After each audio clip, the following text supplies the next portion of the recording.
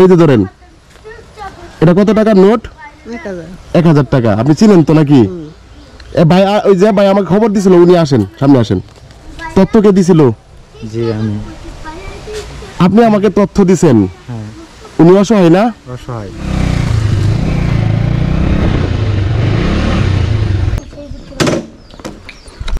যে এই মহিলার ছবি তুই কি লিখে দিছস, তুই খারাপ, এটা সেটা এই সেই এইগুলা।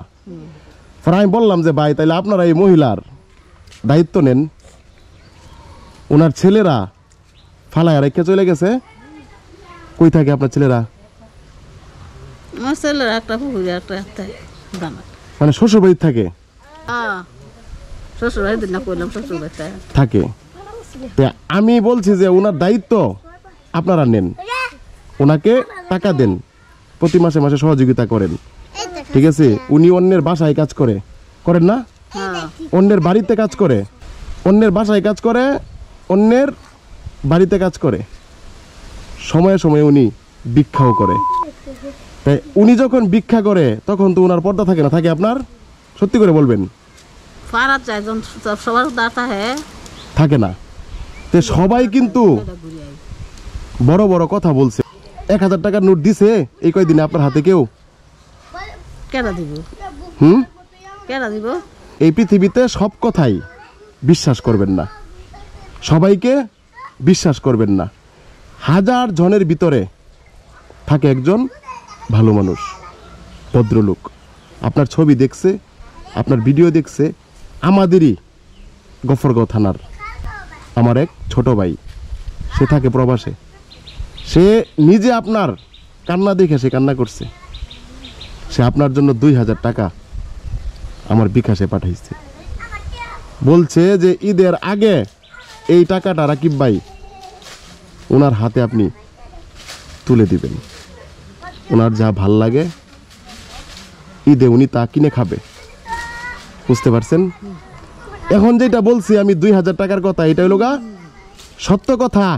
টাকা আমি নিয়েছি, টাকা আপনার জন্য আমি নিয়েছি, আমি আপনাকে মিথ্যা বলি নাই, ঠিক আছে? এটা ধরো সাইদি, এটা সত্য কথা। এই যে ধরেন, এটা কত টাকার নোট? 1000 টাকা। আপনি চিনেন তো নাকি? ভাই ওই যে ভাই আমাকে খবর দিছিল, উনি আসেন, সামনে আসেন। তথ্য কে দিছিল? জি আমি। আপনি আমাকে তথ্য দিছেন? হ্যাঁ। উনি অসহায় না? অসহায়। উনি কাজ করে মানুষের বাড়িতে, অবশ্যই কাজ করে, সময়ে সময়ে ভিক্ষা করে, পাড়া ঘুরে, লজ্জার কিছু নাই।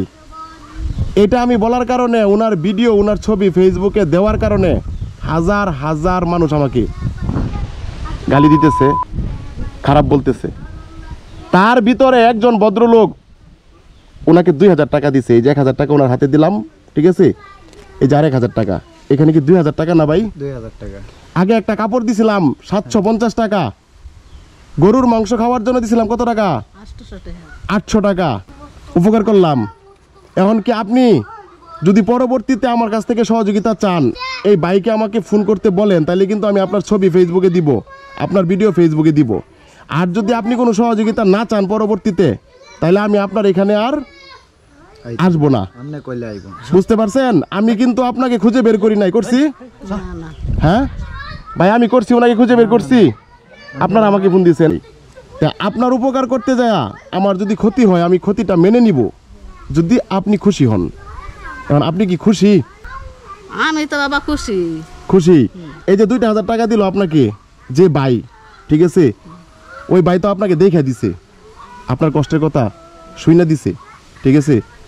ওই ভাইয়ের জন্য আপনি খাস করে দোয়া করবেন, ঠিক আছে? উনি মহব্বত করে, আপনাকে মহব্বত করে টাকা পাঠাইছে।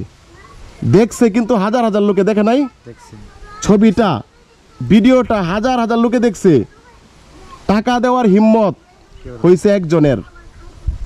বড় বড় কথা সবাই বলবে আপনাকে, বুঝতে পারছেন? এই করে দিব, সেই করে দিব, কিন্তু দিবে না কেউ। এই যে যে দেওয়ার সে দিছে, এটা পাইছেন নগদ, ঠিক আছে? পান নাই? আর আপনি কি খুশি হয়েছেন? খুশি তো। আমার প্রতি আপনার কোনো অভিযোগ আছে?